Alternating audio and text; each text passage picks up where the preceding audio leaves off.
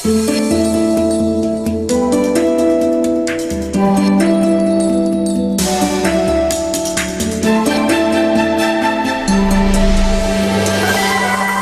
প্রজন্ম সংযোগ এবং সবাইকে স্বাগত জানাচ্ছি। আপনাদের সঙ্গে আছি মিথিলা ফারজানা। আমার সন্তান যেন থাকে দুধে ভাতে। আমাদের যে সন্তানরা আগামী দিনের বাংলাদেশ গড়ে তুলবে, তাদের সেই দুধ আর ভাতে কতটা মেলানিন, কতটা ফরমালিন আর কতটা পুষ্টিমান, আর কতটা আমাদের খই, মুড়ি, পায়েস এ সমস্ত কিছুর জায়গায় চলে আসছে হটডগ, বার্গার কিংবা নাগেট।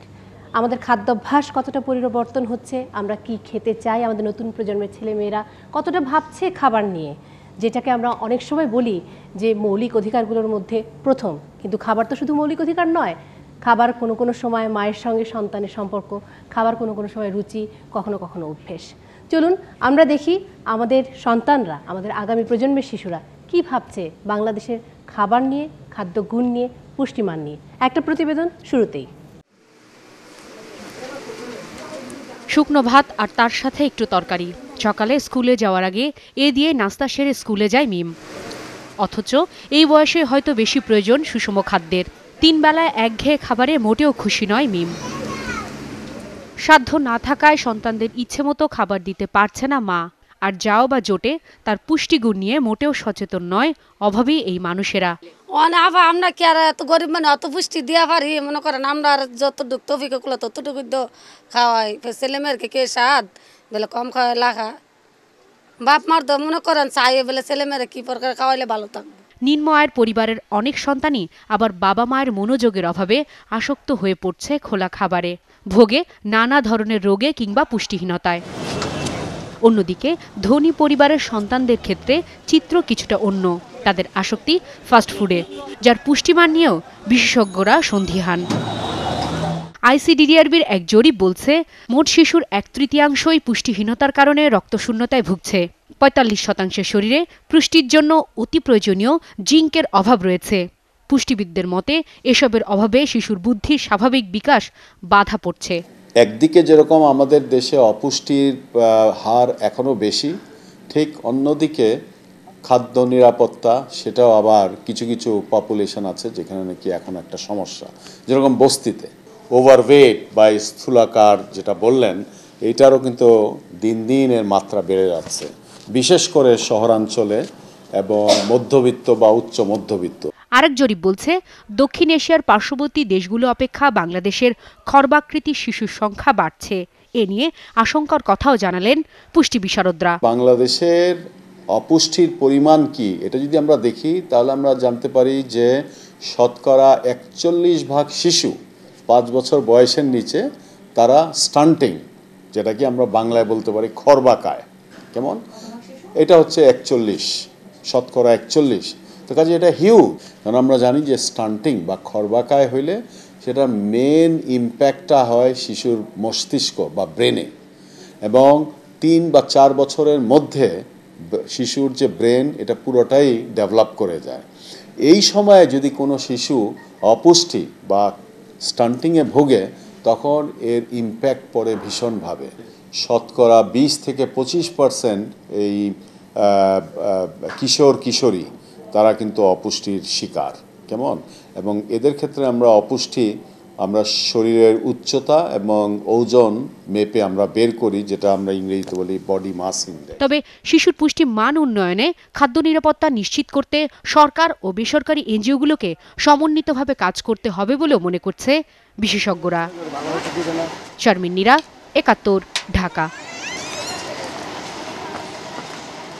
আমাদের আজকের অনুষ্ঠানে যারা অতিথি রয়েছেন এবং যাদের সাথে আমরা কথা বলতে চাই, আমার সামনে যারা রয়েছে তারা সবাই কথা বলতে চায়, তারা হলেন অ্যাডভোকেট কামরুল ইসলাম, খাদ্যমন্ত্রী, গণপ্রজাতন্ত্রী বাংলাদেশ সরকার। আমি অনুরোধ করব আপনারা এখানে এসে আসন গ্রহণ করবেন।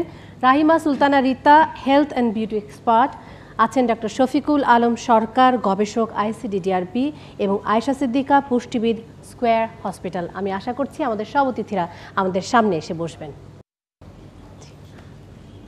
আমাদের সাথে আমাদের অতিথিরা রয়েছেন এবং আমাদের অনেক প্রশ্ন আছে আমি জানি। সেই প্রশ্নগুলোতে এক এক করে যেতে চাই চট করে। কে প্রথম প্রশ্নটি করতে চায়? আমার প্রশ্ন হচ্ছে, আমরা সবাই জানি যে খাদ্য আমাদের জন্য অত্যন্ত গুরুত্বপূর্ণ এবং এই খাদ্যের জন্য একটি নীতিমালারও প্রয়োজন রয়েছে। আমার প্রশ্ন হলো এটা যে খাদ্যের এই নীতিমালা কতটুকু উপযোগী আমাদের জন্য? কি উপযোগিতা চাও তোমরা? মানে এই যে খাদ্যের কি চাও, খাদ্যের নীতিতে কি থাকা উচিত বলে মনে করছো? হ্যাঁ, সেটাই। তুমি কি মনে করছো কি থাকা উচিত খাদ্য মানে আমার মতে খাদ্য নীতিমালার মধ্যে পুষ্টিকর খাদ্য তো সর্বপ্রথম থাকা উচিত। পুষ্টিকর খাদ্যের নিশ্চয়তা। আচ্ছা, আর কোনো প্রশ্ন এর সাথে কোনো প্রশ্ন আছে কিনা যদি একটু শুনে নিই। আমি আসলে জানতে চাচ্ছি যে খাদ্য পুষ্টি সম্পর্কে ধারণা, স্বাস্থ্য সচেতনতার যেই ধারণাটা, এটা কি সবারই পাওয়ার অধিকার আছে? আর যদি পাওয়ার অধিকার থেকে থাকে তাহলে এটা মানে ব্যবহার বা প্রতিফলন এটা সচরাচর দেখা যায় না। মানে মূলত প্রশ্ন দুটো প্রশ্নই হচ্ছে খাদ্যনীতি নিয়ে। একটি হচ্ছে যে খাদ্যনীতিতে কি থাকতে পারে, আরেকটি প্রশ্ন হলো যে স্বাস্থ্য সম্পর্কে সবারই কি আসলে সচেতনতা বাড়ানোর বা জানার কি অধিকার আছে কিনা, সেটি থাকলে সেই অধিকার কেন নিশ্চিত হচ্ছে না, সেই প্রশ্নটি। আর কোনো প্রশ্ন আছে কিনা চটপট? শিশুর খাদ্যের চাহিদা পূরণের প্রধান দায়িত্ব পিতামাতার না সরকারের? আর পুষ্টি সচেতনতা শিশুর মধ্যে জাগ্রত করা, এটার দায়িত্ব পিতামাতার বেশি না সরকারের বেশি? আমি মনে হয় এই প্রশ্নটা দিয়ে একটু শুরু করি, কারণ বেশ কয়েকটি প্রশ্ন এসে গেছে, তো মূলত সব প্রশ্নই আসলে মন্ত্রী মহোদয় আপনার কাছে। সেটি হলো যে খাদ্যনীতিতে কি থাকা দরকার, আসলে পুষ্টিমান, এবং মূল প্রশ্নটি কিন্তু পুষ্টি নিয়েই। পুষ্টিমানটি কীভাবে নিশ্চিত করা যাবে? আসলে খাদ্যনীতি আমাদের আছে, অত্যন্ত সুন্দর, সেটা প্রয়োগের বিষয়টা হচ্ছে বড় কথা। এবং আমরা এই সরকার খাদ্য নিরাপত্তা আইন 2013 আমরা করেছি, যেটা আমরা কার্যকর করতে যাব কিছুদিনের মধ্যে। মানে খাদ্য একটু যদি আমাদের এখানে বেশিরভাগ শিশু কিশোর, খাদ্য নিরাপত্তা বলতে আমরা কি বোঝাচ্ছি? খাদ্য নিরাপত্তা বলতে যেটা আমরা বুঝি, সংক্ষেপে যেটা একেবারে এক কথায় যেটা বলা যায়, যে আমাদের দেশে যে খাদ্যের যেভাবে ফরমালিন মেশানো হচ্ছে এখন, যেভাবে মানে বিষাক্ত ফরমালিন মিশিয়ে খাদ্যে ভেজাল মিশিয়ে যেভাবে দূষিত করা হচ্ছে খাদ্যকে, যেটা স্বাস্থ্যের জন্য অত্যন্ত ক্ষতিকর, এর থেকে মুক্ত করার জন্য আমরা খাদ্য নিরাপত্তা আইন সাজার বিধান রাখা হয়েছে। ভ্রাম্যমাণ দল থাকবে যারা শনাক্ত করে পরীক্ষার ব্যবস্থা করবে, পরীক্ষা করে সাজার ব্যবস্থা করবে, সব কিছু এটার মধ্যে আছে। আসলে আমাদের ছেলেমেয়েরা অত্যন্ত দুর্ভাগ্যবান, আমাদের ছেলেমেয়েরা, যে তারা আমরা ছোটোবেলায় যা খেতে পেরেছি বা যা যেই মুক্ত আবহাওয়ায় আমরা বসবাস করেছি, বেড়ে উঠেছি, আমাদের বর্তমান ছেলেমেয়েরা সেই মুক্ত আবহাওয়ায় তারা বেশি হচ্ছে না। একমাত্র পুষ্টির জন্য কেমন সব কিছুর দরকার, মুক্ত আবহাওয়া পর্যন্ত কিন্তু তারা পাচ্ছে না। অ্যাডভোকেট কামরুল ইসলাম, আমি একটু একটা জিনিস শুধু তোমরা না কেবলমাত্র শুনে নিতে চাই আপনার কাছে। একজন প্রশ্নটি যেটি করলো যে এই যে পুষ্টিমান, অর্থাৎ ফরমালিন আছে, মেলানিন আছে, তাহলে এটি কে নিশ্চিত করবে? মানে পিতামাতার কাছে কি সেই অস্ত্রটি আছে যে সে নিশ্চিত করবে যে এই আপেলটি বা ফলটি ফরমালিন মুক্ত? সরকারের দায়িত্ব তো অবশ্যই সরকারের দায়িত্ব বর্তায়, কিন্তু সবচেয়ে বড় যেটা হচ্ছে সেটা হচ্ছে সচেতনতা। আমরা যদি সবাই সচেতন হই, কাজেই সামাজিক সচেতনতা যদি সৃষ্টি না হয়, সবার মধ্যে সচেতন, সরকার একা কিন্তু কোনো কিছু করতে হবে না। আমি একটু ডক্টর শফিকুল আলম সরকারের কাছ থেকে শুনে নিতে চাই যে আসলে আপনারা তো গবেষণা করছেন, আমাদের দেশের মানে এই জায়গাটি কতটা ভয়াবহ একটি বিষয়, দ্বিতীয় বিষয় হচ্ছে ফলাফলটাই বা কতটা ভয়াবহ। তার আগে আমি একটা বলতে চাচ্ছি যে পলিসির ব্যাপারে খাদ্য মান নিয়ে যেটা কথা উঠছে এখানে, খাদ্যের মানের ব্যাপারে আমাদের দেখতে হবে একটা কিশোরী একটা পরিমিত খাবার জন্য পায়, যেটা আমাদের ওয়ার্ল্ড হেলথ অর্গানাইজেশন বা FAO, বিশ্ব স্বাস্থ্য সংস্থা এবং বিশ্ব কৃষি সংস্থা একটা রিকমেন্ড করেছে যে এই একটা কিশোর এই পরিমাণ এনার্জি পাবে, সেটা হচ্ছে 1800 থেকে 2000 ক্যালোরি। এটাকে অবশ্যই নিশ্চিত করতে হবে। যদি খাদ্য নিরাপত্তা হয়, এটা অবশ্যই নিশ্চিত হবে যে উপযুক্ত পরিমাণ ক্যালোরি পায়, উপযুক্ত পরিমাণ প্রোটিন পায়, উপযুক্ত পরিমাণ আয়রন, ভিটামিন, মিনারেলস পায়। এটা হচ্ছে সামগ্রিক দৃষ্টিতে একটা কিশোরের বাড়ানোর জন্য খুবই ইম্পর্টেন্ট।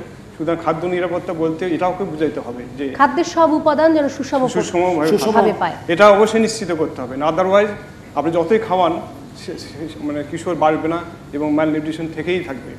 সুতরাং আমি ভয়াবহতা সম্বন্ধে বলতে চাচ্ছি যে আমাদের দেশে যা অবস্থা এখন, এই সমস্ত কিশোরদের যে এদের প্রায় 50%, আমি ডক্টর তাহমিদ আগে বলেছেন যে 50%-এর অধিক অপুষ্টি শিকার এবং 35 to 40% খর্বকার। স্টান্টেড। জি, এটা আমি শুনেছি। আমি ডক্টর শফিকুল আলম যেটি জানতে চাচ্ছিলাম যে আমাদের খাদ্যের এখন পুষ্টিমানের অবস্থাটা কেমন? আপনারা তো সেটি নিয়েও কাজ করছেন। পুষ্টিমানের অবস্থা তো ডেফিনেটলি আছে, আমাদের খাবার তো আছে, যখন যদি আমাকে ইনশিওর করতে হবে যে এইটুকু এনার্জি প্রোটিন যেন সাপ্লাই হয়। এবং আমাদের একটা ইম্পর্টেন্ট জিনিস হচ্ছে আমাদের অজ্ঞতা, এবং আমাদের প্যারেন্টসরা এবং টিচার্সরা আমাদের সমাজের যারা বসবাস করছে তারা জানি না যে কোন খাদ্যে কীরকম মান আছে, কোন খাদ্যের প্রোটিন আছে, কোন খাদ্যে আয়রন আছে, কোন খাদ্যে এনার্জি বেশি পাওয়া, এটা আমাদের ধারণা নেই। সুতরাং এই ধারণাটা আমাদের সজাগ দৃষ্টি দিতে হয় এবং এদের সমাজে সচেতনতা বৃদ্ধি করতে হবে যে এই খাবারের মধ্যে এই মান আছে। এই আপনার কথা সূত্র ধরেই আমাদের সাথে আয়েশা সিদ্দিকা আছেন, তিনি পুষ্টিবিদ। আমরা একটু জানতে চাই যেটি বলছেন ডক্টর শফিকুল আলম, যে আমাদের সেই আসলে সচেতনতাটাই নেই, সচেতনতা বোধটাই নেই যে কোন খাবারে কতটুকু পুষ্টি আছে। মানে পেট ভরানোই তো শুধু খাবারের কাজ নয়। এক্স্যাক্টলি। আমরা আসলে যখন লেখাপড়াটা শুরু করেছিলাম, আমাদের যে পাঠ্যপুস্তকটা দেওয়া হয়েছে সেখানে কিন্তু আমাদের একটা সাবজেক্টই আছে গার্হস্থ্য অর্থনীতি, যেখানে কিন্তু আমাদের খাদ্য মানে তালিকায় কয় প্রকারের খাবার, কোনটা সুষম খাবার, এটা কিন্তু দেওয়া আছে। বাট এটাকে আসলে কিভাবে নিচ্ছে বাচ্চারা, এতটুকু আমার একটুখানি সন্দেহ, এই কারণে যে আমি যখন পেশেন্ট দেখি পার্সোনালি, আমি খুব কমন জিনিস অনেকের কাছে, যেমন ওজন বৃদ্ধির জন্য অনেকে দুধ আর ডিম বাদ দিয়ে দিচ্ছে, but they did not know এটার মধ্যে তো দুধ আর ডিম তো প্রোটিন, এবং this is first class protein, there was no option without protein. এই প্রোটিন ছাড়া কোনো বিকল্প নাই। কিন্তু আমরা যখনই চিন্তা করি তাহলে একজন শিক্ষিত মানুষই কিন্তু এটা বাদ দিচ্ছে, কেন সে শুনে শুনে বাদ দিচ্ছে, অর্থাৎ তার সচেতনতাটা কোথায় আছে তাহলে দেখেন। অথচ সে পড়েই আসছে এটা যে দুধ ডিম প্রথম শ্রেণীর প্রোটিন, কিন্তু বাদ দিচ্ছে কেন, আমি ওজন বেশি হয়ে যাচ্ছে। একটা ফ্যামিলিতে দেখা যায় যে তেলের ব্যাপার কিছুই নাই, কিন্তু সিম্পলি একটা ফ্যামিলিতে 4 জন মেম্বার, মিনিমাম 5 লিটার তেল সেই বাসায় ইউজ হয়, কিন্তু সেই বাসায় যদি আপনি জিজ্ঞেস করেন রেগুলার দুধ এবং ডিমের ইনটেক নাই। তারা চিন্তা করে, অথচ তেল ছাড়া কোনো ফ্যামিলি রান্না করে না। কিন্তু তেল আমার জন্য আসলে কতটুকু দরকার, আমি কি কাজ করছি, তেল থেকে যে এনার্জিটা, সবচেয়ে বেশি এনার্জি আমরা তেল থেকেই নিই, কারণ 1 টিস্পুন তেল 45 কিলো ক্যালোরি ক্যারি করে। সো আমি চিন্তা করব যে আমি তেলটা তখনই বেশি করে নিব, আমি কি কাজ করছি তার উপর ডিপেন্ড করে আমাকে খাবারটা সিলেক্ট করতে হবে। আমরা যে বললাম ম্যাল নিউট্রিশনের কথা, ম্যাল নিউট্রিশন শুধু কিন্তু এই যে স্ট্যান্ডিং বাচ্চা এটা, বা আপার ক্লাসে কিন্তু ম্যাল নিউট্রিশন আছে, ওজন বেশি, সেটাও কিন্তু one kind of malnutrition, because তার ওজন বেশি, অর্থাৎ অপুষ্টি, সেটিও একটা মোটা সোটা ম্যাল নিউট্রিশন। নিম্ন শ্রেণীতে আমরা ওজন কম পাচ্ছি, পুষ্টি ভালো পেয়েছে তা নয়, কখনোই না। ওজন বেশি মানে তার শরীরে সব পুষ্টি আছে তা কিন্তু না। সব পুষ্টি বলতে আমি তাকেই বলবো যে রেগুলার ব্যালেন্স ডায়েট নেয়। এখন কথাও হতে পারে যে সুষম খাদ্য আমি প্রতিদিন কিভাবে পাবো, নিম্ন শ্রেণীর মানুষের কথাও বলছে, উচ্চ শ্রেণীর মানুষের কথাও বলছে, কিন্তু আমার মতে এটা খুবই ইজি একটা ব্যাপার। আমি যদি নিম্ন শ্রেণী দিয়ে শুরু করি, আমরা আমি এই জায়গাটিতে একটু পরে আসবো আমাদের অনুষ্ঠানের পরবর্তী পর্যায়ে। রাহিমা সুলতানা রিতা, যে প্রশ্নটি বা যে প্রসঙ্গটি আমার মনের মধ্যে বারবারই আসছে, উনি যেটি বলছে যে আমরা কোন বিষয়, কোন উপাদানটি, খাদ্যের উপাদানটির মধ্যে কোনটি আমার জন্য জরুরি, কোনটি জরুরি নয় সেটি জানি কিনা। মানে সয়াবিন তেলের দাম আমাদের গণমাধ্যমে সবচেয়ে বড় শিরোনাম, সয়াবিন তেলের দাম 10 টাকা বৃদ্ধি। মানে সয়াবিন তেলের দাম বেড়ে যাওয়াটা আমাদের জন্য বিরাট কষ্টের বিষয়, কারণ আমরা ভীষণ তেলে ভাজা জিনিস পছন্দ করি। মানে সেই জায়গাটিকে যদি একটু বলেন যে আমাদের খাদ্যাভ্যাস, আমাদের রান্নার অভ্যাস, এই জায়গাগুলো কি খুব পুষ্টির দিকে তাকায় কিনা। আসলে আমি যদি এটা বলে, আমি শুরু থেকেই বলবো, একজন যখন মানে একজন মা হবেন, যখন একটা নারী যখন সে তার প্রথম মা হবেন, আমি মায়ের পেট থেকেই কিন্তু একটা শিশুর, যদি আপনি বলেন পুষ্টি শুরু হয়ে যায় মা এবং বাচ্চার। তো ওই বিষয়টা আমি যেটা দেখেছি যে ল্যাকিংস অফ নলেজটা কিন্তু সবচেয়ে বড় জিনিস। দেখা যায় একটা খাবার অনেক বেশি হয়ে যাচ্ছে, আরেকটা খাবার কম খাচ্ছে, রান্নার প্রসেসের কারণে পুষ্টি চলে যাচ্ছে। তারপরে ব্যালেন্স ডায়েট একটা বিষয়, পোর্শন একটা বিষয়, যে আমি কোন খাবার কতটুকু খাবো। যে আসলে আমাদের তো সব কিছু মিলিয়েই, মানে আমরা কেন বলি ব্যালেন্স ডায়েট খুব ইম্পর্টেন্ট। আমার protein, carbohydrate, vitamin, minerals, fat সবটি আপনার কাছে আমার বিশেষ করে জানার ব্যাপার যে আমাদের যে রান্নার ধরন, বাঙালি রান্নার ধরন, বা আমি নিশ্চিত যে মোটামুটি আমাদের বাড়িতে তো ভাত সবাই খাই না? হ্যাঁ, ভাতের সঙ্গে কিছু তরকারি খাই কি না? সবাই তরকারি খায়। এই যে ভাত তরকারি রাধার যে একটা ধরন, সেই তার মধ্যে কি আসলে পুষ্টির ব্যাপারটা নিশ্চিত থাকে কিনা, বা আমরা দিন দিন সরে আসছি কিনা, সেটিও একটি প্রশ্ন। আসলে আছে এটা আমাদের বর্তমান। আমি একটা কথা বলবো যে একটা খাবার যখন আমাদের সেই জমি থেকে নিয়ে আপনার ডাইনিং টেবিল পর্যন্ত আস্তে আস্তে প্রচুর প্রসেস লস হয়ে যায়।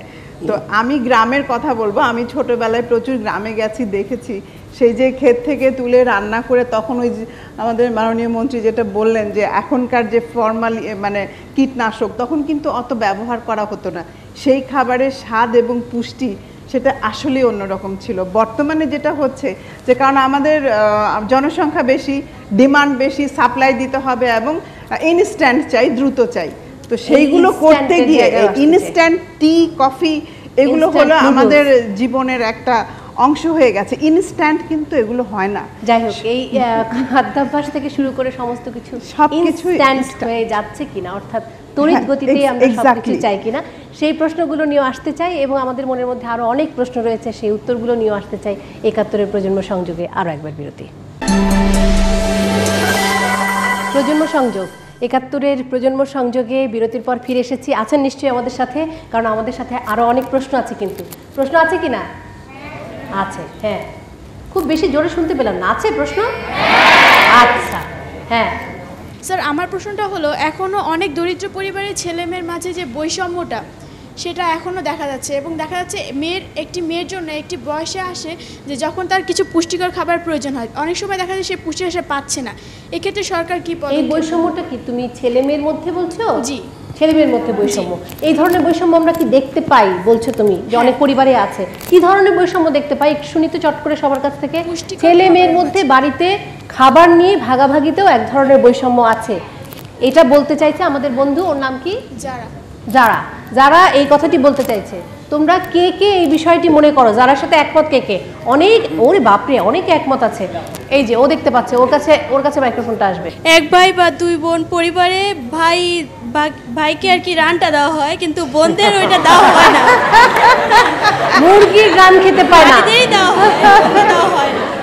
তোমার নাম কি? আমার নাম জেসমিন। জেসমিন মুরগির রান খেতে পায় না। কে কে মুরগির রান খেতে পাও না বাড়িতে? বাড়িতে কে কে মুরগির রান খেতে পাও না? একজনকে পাওয়া গেছে। মুরগির রানের অভাবে খুবই দুঃখিত। আমার মনে আরো অনেক আছে। আর কে কে? বৈষম্য হয় বাড়িতে, বৈষম্য হয় ছেলে মেয়ের মধ্যে, খাদ্য ভাগাভাগিতে বৈষম্য হয়। আর কে কে হাত তুলেছিলে একটু শুনি, ওর কাছ থেকে একটু শুনি। হ্যাঁ, ছেলে মেয়ের পরিবারে অনেক সময় দেখা যায় যে মা বাবারা মনে করে যে মেয়েরা তো বেশি কাজ করে না, তারা বাসা থাকে, তারা আর কি খাবে? তারা মনে করে যে ছেলেরা যখন অধিক কাজ করে তারাই খাবে বেশি। তোমাদের বাড়িতে হয় এরকম? আমাদের বাড়িতে হয় না, তবে এরকম অনেকটা দেখা হয়। অনেক। তুমি দেখেছো? হ্যাঁ। বোন আছে বাড়িতে? বোন আছে বাড়িতে? বোন নাই। আচ্ছা, এই জন্য বলাটা সহজ হচ্ছে। এরপরে কি আছে? আর কে বলতে চায়? ওইখানে একজন হাত তুলেছিল, আমি দেখেছিলাম, ওইখানে একজন হাত তুলেছিল। মেয়েদের খাবারের যে পুষ্টিমান যে বিষয়গুলো দেওয়া হয়, ছেলেদের যে বেশি দেওয়া হয়, মেয়েদের কম দেওয়া হয়। তারা মনে করে যে ছেলেরা সারাদিন বাইরে থাকে, ছেলেদের হয়তো বা খাবারের পুষ্টিমান দরকার, মানে মেয়েদের হ্যাঁ চোখে দেখা হয়। কখনো দেখেছো এরকম কখনো দেখেছো? গ্রামাঞ্চলে অনেক দেখা যায়। গ্রামাঞ্চলে দেখে? তুমি তো গ্রামাঞ্চলে থাকো না। গ্রামাঞ্চলে মাঝে মধ্যে যাই, তখন দেখি। তখন তুমি দেখেছো? কি দেখেছো সেটা বলো। অনেকে আছে যারা মনে করে যে না, মেয়েদের কোন খাবারটা বেশি দেওয়া হয় ছেলেদেরকে? ছেলেদের দিকে যে কোনো বিষয় যেটাই রান্না করা হোক সেটাই ছেলেদের দিকে বেশি দেওয়া হবে। ছেলেদেরকে পরিমাণেও বেশি দেওয়া হয়, তাই ছেলেরা বেশি পায়। ছেলেরা কতটা একমত? ও কিছু বলতে চাইছে, একটু শুনে নেই। হ্যাঁ, বাড়িতে দেখা যায় যে যারা মেয়েরা থাকে তারা হয়তো বা নিজেদের খাবার নিজেরা তৈরি করে খেতে পারে না, আমরা সেই খাবারটা তৈরি করে খেতে পারি না। কেন? ভালো, কেন? কি সমস্যা? তুমি কেন তৈরি করতে পারো না? কারণ মেয়েরা তো রান্না বান্না শিখে, কিন্তু আমরা তো বেশিরভাগ সময় দেখা যায়। তুমি শেখোনি কেন? কম্পিউটার চালাতে শিখেছো না? হ্যাঁ, কম্পিউটার চালানোর চেয়েও রান্না করা সহজ। রাহিমা সুলতানের ইতিহাস, ঠিক কিনা? রান্না করাটা কিন্তু খুব সহজ। আমরা আসলে আমাদের দেশে দেখা যায় যে মানে আমাদের ম্যাক্সিমাম মায়েরাই তৈরি করে দেয়, কিন্তু বাইরে ছেলে মেয়ে সবাই একই সাথেই রান্না করে। আর খাবার কি, আমরা আসলে খাবার খেয়েই তো বাঁচি, তাই না? তো সেই জন্য এই খাবারকে আমরা নানাভাবে খাই, কিছু রান্না করে খাই, কিছু কাঁচা খাই, বিভিন্নভাবে খাই। আসলে বিষয়টা হলো ইচ্ছার। আমার যদি ইচ্ছা থাকে আমি চমৎকার রেসিপি তৈরি করে খেতে পারি। তবে এই আলাপটা যেটি বের হয়ে এসছে ডক্টর শফিকুল আলম সরকার, সেটি হলো যে এক ধরনের অসমতা আছে, নারী পুরুষের মধ্যে এক ধরনের অসমতা আছে। সেটি আছে তো নিশ্চয়ই আছে, এটা অস্বীকার করার উপায় নেই। তবে এখানে হাদিসে যেহেতু আমাদের ফ্যামিলিতে ডিসিশন মেকার একজন আছেন, হ্যাঁ, মা বাবা বা যে কোনো একজন আছেন, অভিভাবক, তাকে এই সম্বন্ধে একটা সচেতন হতে হবে যে যে ছেলে এবং মেয়েও দুজনে সমান এবং তাদের পুষ্টি দুজনেরই দরকার। যেমন এই বয়সে এদের অধিক যেহেতু বাড়ন্ত শরীর, এদের পুষ্টিমান অতিরিক্তভাবে দেওয়া উচিত। এই জন্য মাকে ডিসিশন নিতে হবে যে ইকুয়ালি ডিস্ট্রিবিউট করতে হবে, যেহেতু দুজনেই বাড়ন্ত শরীর, সেই জন্য ডিসক্রিমিনেট করা যাবে। কিন্তু অ্যাডভোকেট কামরুল ইসলাম সিদ্দিকী, এটি তো আসলে সচেতনতা তৈরির একটা রাষ্ট্রীয় পদক্ষেপও আছে, সেই জায়গাটিকে আপনারা মানে দেখছেন কিভাবে? আসলে ছেলে মেয়েদের এখনকার সমাজে ছেলে মেয়েদের আলাদা করে খুব বেশি দেখে না, দুই একটা পরিবারে হতে পারে, আর নয় দেখার কোনো আমার সুযোগ আছে বলে মনে করি না। কিন্তু নিশ্চয়ই আয়েশা সিদ্দিকী, আপনারা যখন দেখেন যে অসুস্থতা আছে, সেখানে নিশ্চয়ই দেখেন কোনো কোনো জায়গায় অপুষ্টি ছিল এবং সেই অপুষ্টি পরিবারের অন্যদের মধ্যে নেই, হয়তো একজন সদস্যের মধ্যে আছে, সেরকমও নিশ্চয়ই পেয়েছেন। হ্যাঁ, সেরকমই। সেটা অ্যাকচুয়ালি আসলে কমিউনিটি বেস হয় আর কি, যে এক একটা ফ্যামিলি এক একটা ক্যারি করে আর কি। সব ধরনের ফ্যামিলিতে একই রকম না সবাই, শিক্ষার মানটা এক একটা জায়গায় এক এক রকম, তো যার কারণে এই বৈষম্যটা তৈরি হয়। যারা চিন্তা করে যে ছেলে হওয়া ছাড়া কোনো উপায় নাই, ছেলে শিক্ষিত হবে, সে বাবা মাকে খাওয়াবে, মেয়ে তো কিছু করবে না, সে চলে যাবে আরেকটি জায়গায়, তখনই কিন্তু এই বৈষম্যটা তৈরি হয়। এটা যে আমি দেখেছি শুধুমাত্র অশিক্ষিত কোনো ফ্যামিলি তা না, আমি কিন্তু অনেক শিক্ষিত ফ্যামিলিতেও এই চিত্র দেখেছি, যে খুবই শিক্ষিত কিন্তু 3টা মেয়ে আরেকটা ছেলের জন্য আরেকটা সন্তান হয়েছে, এবং সেই সন্তানের আদরটাও আমি দেখেছি। এটা আমার হসপিটালেই হয়েছে। আমার হসপিটালে আমি দেখেছি যে একটা সন্তান ছেলে, এবং তার ব্যাপারে আমি তাকে জিজ্ঞেস করেছিলাম যে আপনি কি আপনার 3জন কন্যা সন্তানের জন্য কখনো কোনো নিউট্রিশনিস্ট বা পুষ্টিবিদের কাছে গিয়েছেন? বলেছেন যে না, কিন্তু উনি ওনার ছেলের স্বাস্থ্য ঠিক রাখার জন্য, প্রপার ওয়েতে বাড়ার জন্য কিন্তু ঠিকই এসছেন। এখন এটাও হতে পারে ওনার 3 মেয়ে অনেক বড়, তখন প্রপারলি পুষ্টিবিদ জিনিসটা উনি জানতেন না, এখন হয়তো ওনার মনে হয়েছে বা কেউ তাকে বলেছে। আমি এটা জিজ্ঞেসও করেছিলাম, আপনি কি কাউকে জিজ্ঞেস করে আসছেন যে ছেলের জন্য শুধু পুষ্টিবিদ দরকার? বললেন যে না।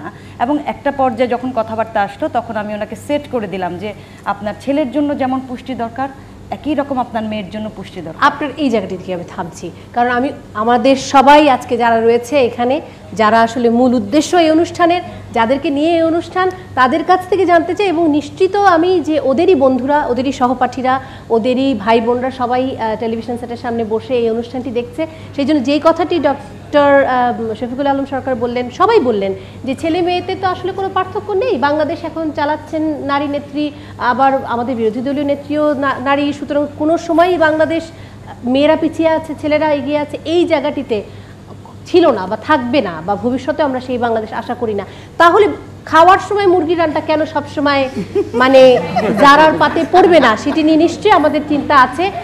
আমরা কি একটি প্রতিজ্ঞা করতে পারি কিনা যে এই জায়গাটিতে আমরা যদি প্রয়োজন হয় আমাদের অভিভাবকদেরকেও সচেতন করার জন্য চেষ্টা করব? আমরা এই প্রতিজ্ঞাটি করতে পারি কিনা?